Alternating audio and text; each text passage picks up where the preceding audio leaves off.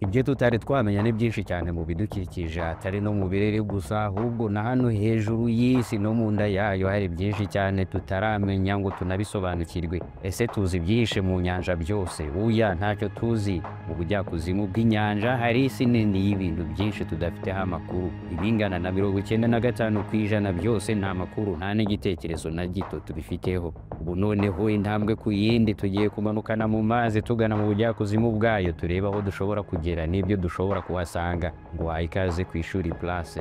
Niba kandi ari ubwa mbere uhageze, ugenda udakoze subscribe. Turamutse dushaka kumenya neza ubunini n'ubuhambare bw'inyanja n'amazi yayo, birahagije kumenya ko ufashe ubutaka bwumutse bwose n'ibiburiho byose uko byakabaye ukabirunda mu mazi y'inyanja, byose byakwirwamo kandi bikarengerwa n'amazi ku buryo byaba biri muri kilometero 3 munsi y'amazi. Ibi byo abenshi turabizi ko 2/3 byose by'isi bigizwe n'amazi. Kilometero 3 rero munsi y'amazi ni ubusa imbere y'ubunini bw'amazi y'inyanja. Reka dutangire tumanuke turebe mu by'ukuri ni ibiki biri mu nda y'amazi y'inyanja. Nk'urugero, umuntu usanzwe yihaye ibyo kumanuka mu mazi yikwije ibikoresho byabugenewe ntashobora kurenga kuri metero 40 z'ubujyakuzimu, kubera ko kuri iyo ntera presiyo y'amazi biri hejuru cyane ku buryo uwo yamererwa nabi cyane. Kuri metero 93 z'ubujyakuzimu mu nda y'inyanja niho ubwato bwa Lusitania bw'Abongereza buruhukiye, nyuma yaho bwarohamishijwe n'Abadage mu mwaka w'1915, bikaba n'intandaro yo kwinjira mu ntambara ya mbere yiswe y'isi yose ku Bongereza. Ubu bwato bwari bufite uburebure bwa metero 200, bivuze ko buhagaritse 1/2 cyabwo bwose cyaba kiri hanze y'amazi. Kuri metero 214 niho igihangange Herbert Nietzsche, Umunya-Australia, yabashije kwibira mu mazi akagarukira nta gikoresho na kimwe kimufasha guhumeka. Yacubiye mu mazi agera kuri metero 214 z'ubujyakuzimu adahumetse na rimwe. Mu by'ukuri siniyumvisha ingufu z'igihaha cy'uyu mugabo uko zingana.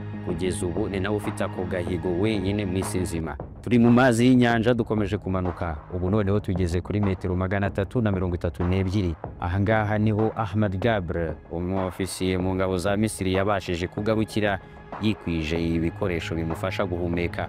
Uyu nawe nta wundi uramutwara akagahigo mu isi yose. Kuri metero 443 munsi y'amazi niho inyubako ya Empire State yagarukira uramutse yishyize mu mazi yicuritse. Ni inyubako iherereye ahitwa Manhattan, New York muri Amerika. Ubu noneho tugeze kuri 1/2 cya kilometero 1 munsi y'amazi, ni kuri metero 500 z'ubujyakuzimu mu nda y'inyanja. Aha ngaha niho ikinyabuzima kabombo mu koga amazi y'inyanja kidashobora kurenga kigana mu bujyakuzimu, ni cya gifi kinini bita Blue Whale. Uyu kandi ni n'umurongo ntarengwa w'amato y'intambara agendera munsi y'amazi. Ubusanzwe aya mato ashobora kurenga kuri iyi ndera, ariko ntakunze kuharenga kubera gutinya ibyago ashobora kuhagirira aramutse arenze kuri metero 500 ajya mu nda y'amazi. Ibi binyoni byitwa penguin ni ibinyabuzima bitangaje cyane. Umwe mu bwoko bwazo bwitwa Imperial Penguin zishobora koga zikagera kuri metero 535 munsi y'amazi,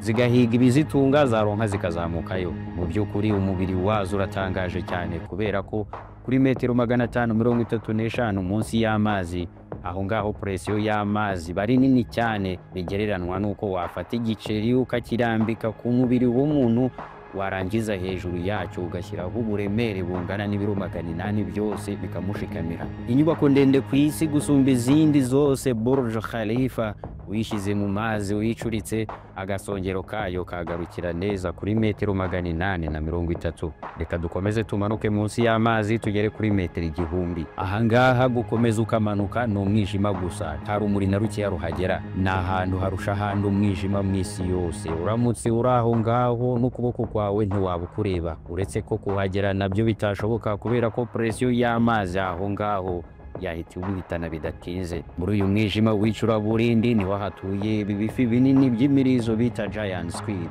Uramutse uhageze amazi ntakwiyicira ubwayo, iki ngiki ntiwagihonoka. Ntabwo bishobora kuba hejuru ya metero 100 mu mazi, ariko bishobora kumanuka hasi cyane bikagera kuri metero 1280 munsi y'amazi. Aha ngaha ariko hari ibindi binyabuzima bitangaje kurushaho bishobora kuharenga. n'utunyamasyo two mu mazi bita terrapin. Ubusanzwe tuba hejuru ariko dushobora kumanuka tukagera no kuri iyi ntera y'umwijima w'icuraburindi munsi y'amazi. Kuri metero ibihumbi bibiri munsi y'amazi y'inyanja, igikoresho cyabugenewe waba ufite icyo ari cyo cyose cyizewe mu gukora neza, ntuzigere upima kumanuka kuri iyi ntera kuko ahangaha niho haba black dragon fish. Uramutse udafite urumuri witwaje iyi ntushobora kuyibona. Reka dukomeze tumanuke tugere kuri metero ibihumbi bibiri magana abiri na mirongo itanu. Ahangaha giant squid ntishobora kuharenga imanuka. Ahangaha kandi niho hogera igifi kinini bita Physeter macrocephalus cyangwa sperm whale. Izi ngizi iyo zapfuye zikazamuka zikareremba hejuru y'amazi, usanga zifite imisharu ku mubiri wazo. Iyo misharu iba yarayishwaratuwe na giant squid mu ntambara ikomeye biba byararwanye. Noneho giant squid ikoresheje ibyara bityaye byayo biba biri kuri ibyo bigozi byayo, igashwaratura icyo gifi kugeza gipfuye. Giant squid ipima metero zigera kuri 14 z'uburebure, zikaba zibera mu mwijima ukomeye wo munsi y'amazi, zigapima ibiro bigera kuri 750 byose. Kugira ngo zibashe kureba muri uwo mwijima w'icuraburindi, amaso yazo aba ari manini cyane ku buryo angana n'isahani ngiyi turira amafunguro yacu ya buri munsi. Ahantu wowe ushobora kugera ukaba utabasha kureba akaboko kawe, iyi giant squid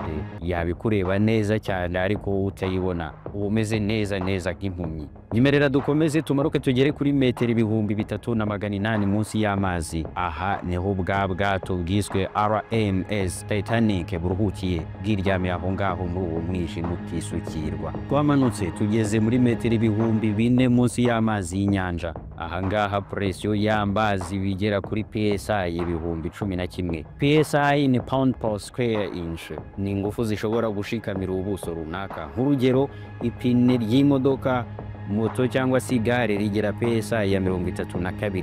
Ni ukuvuga za ngufu z'umwuka ziba zishikamiye chambre. Kuri metero ibihumbi 4 rero munsi y'amazi ho izi ngufu ziba zingana n'ibihumbi 11. Inyamaswa zishobora kuba ahangaha ntaho ziba zihuriye n'inyamaswa z'ibimusozi. Ibi bifi binini by'imikaka bita fanktooth, anglerfish, viperfish nibyo byibera ahangaha. Ubwato bwitwa Bismarck bw'Abadage buryamye kuri metero ibihumbi 4,791 munsi y'amazi. Ubu bwato bwarohamye mu ntambara yiswe intambara ya kabiri y'isi yose. Tugeze noneho kuri metero ibihumbi 6 munsi y'amazi. Ahangaha presiyo ihari igereranywa nuko wafata inzovu nini igakandagira urupapuro, cyangwa se nk'uko wafata uburemere bw'indege 50 za Boeing 747 zose zigashikamira umubiri w'umuntu. Indege imwe muri ubu bwoko ipima toni 162 iri mu busa. Ibaze rero indege 50 zose zingana nk'iyi ngiyi zigushikamiye, nta cyasigara uretse ko wahinduka nk'agafu. Ni nako byakugendekera uramutse ugeze kuri metero ibihumbi 6 munsi y'amazi y'inyanja. Tumanuke tugere kuri metero ibihumbi 6,500 munsi y'amazi. Ahangaha niho sous-marin DSV Alvin yabashije kugera, ikaba ari nayo yabashije kubona Titanic. Kuri metero ibihumbi 8,848 ni hagasongero k'umusozi wa Everest agarukira uramutse ukuze ujya mu ndamazi y'inyanja. Dukomeze tumanuke nta ribi tugende kuri metero ibihumbi 10,898 munsi y'amazi niho tugeze. Niho sous-marin Deep Sea Challenger, ubwato bugendera munsi y'amazi bwari butwaye na James Cameron, bwagarukiye mu mwaka w'ibihumbi 2012 ariko ntibwabasha kuharenga. Gusa ahantu hakure munsi y'amazi abantu babashije kugera ni kuri metero ibihumbi 10,916. Hari mu mwaka w'1960 nibwo Don Walsh na Jacques Piccard babashije kugera kuri ubu bujyakuzimu mu nda y'inyanja bifashishije iki gikoresho cyitwa Trieste. Byabasabye igihe kingana n'amasaha 5 yose ngo bagere kuri iyo ntera, ariko presiyo y'amazi aho ngaho yari imereye nabi iki gikoresho cyabo ku buryo kitabashije kuhamara iminota irenze 20. Akadirishya k'ikirahure konyine kari kari kuri icyo gikoresho cyabo katangiye guturikaho gatoya ku buryo babonaga ko isaha n'isaha amazi ashobora kugashwanyaguza akabasangamo imbere, bityo bakiza amagara yabo bazamuka shisha itabona kugira ngo bazabashe kutubarira iyo nkuru y'uko bagiye munsi y'amazi. Wabuze umwobo bari bamanukiyemo, bari bamanukiye mu mwobo wa Mariana. Bashakaga kugera ku ndiba y'uyu mwobo ariko ntibabashije kubigeraho kuko uyu mwobo ugarukira kuri metero ibihumbi 10,994 zose, gusa ntako batari bagize, baburaga kumanuka metero nkeya ziri munsi ya 80 ngo bikubite neza ku ndiba y'uyu mwobo. Aho ngaho niho twita Challenger Deep. Kugeza ubu nta muntu n'umwe wari wahagera. Umwobo mugari wa Mariana uherereye mu birometero 300 uvuye ku kirwa cya Guam. Ku ndiba y'umwobo wa Mariana niho hantu hakure munsi y'amazi abantu bazi babashije kumenya, ariko siyo ndiba yo hasi cyane mu mazi y'inyanja, kubera ko nubwo bigoranye kubyumva no kubyemera bwose, ariko ibyo abantu bazi mu nda y'inyanja ntibingana na 5% gusa. Ibyo nabyo bikaba ari biherereye ubwo nyine guhera kuri Challenger Deep kugaruka hejuru. 95% by'ubujyakuzimu bw'inyanja byose nta muntu uzi ibyabyo nibyo bihatse, ubwo nyine biri mu mazi, byaba ibinyabuzima cyangwa ibindi. Ibizwi gusa ni 5%. Niyo mpamvu umuhate wa muntu wose yawushize mu gukomeza ubushakashatsi ngo arebe ko hari ibyisumbuyeho yakomeza kuvumbura mu nyanja. Ari nayo mpamvu umunsi ku wundi hagenda hamenyekana ibintu bishyashya bitandukanye. Iyi video nayo twakoze ku bujyakuzimu bw'isi yakuryohera cyo kimwe niyo twakoze noneho hejuru mu birere bya kure, aho twibazaga igihe umuntu yamara ku yindi mibumbe atari yapfirayo. Gushimiye kubana nanjye kugeza ku musozo w'iyi video, wakoze cyane. Gusa subscribe, share na comment ni ingenzi cyane. Bye.